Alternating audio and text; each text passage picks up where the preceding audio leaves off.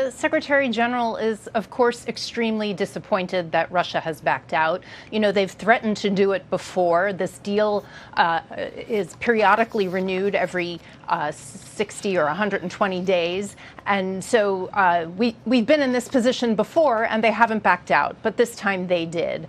And so Secretary General Antonio Guterres, very disappointed. He's tasked two of his most senior people in the UN to negotiate this project from the very beginning, over a year ago from when it was conceived. And the UN has staked a lot in this, their time, effort, and its reputation. So the Secretary General, very unhappy. 345 million people in the world are facing hunger. We don't need there to be less food supply in the markets. Margaret, so what does the UN say might be the impact of Russia's stance, first for Ukraine and second for Africa?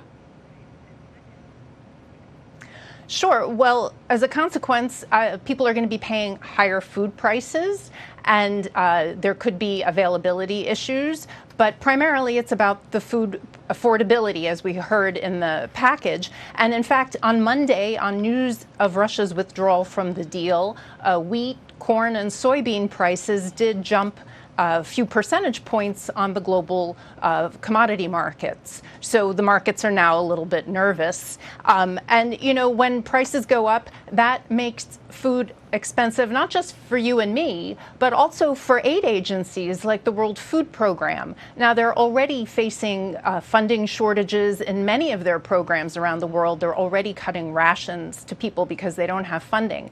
And now they're going to have to try and scramble and possibly find new suppliers because they bought a lot of their grain and cereals from Ukraine. So this will add extra expense for them and logistics problems and so on. So it could really impact some of the world's most vulnerable people if there's an availability problem and an affordability problem.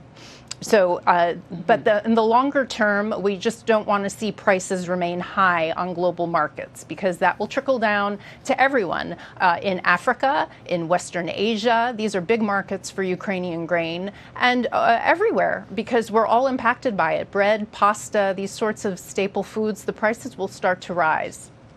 Margaret, thank you very much for that update from the United Nations. VOA's UN correspondent Margaret Besheer live for us from UN headquarters in New York.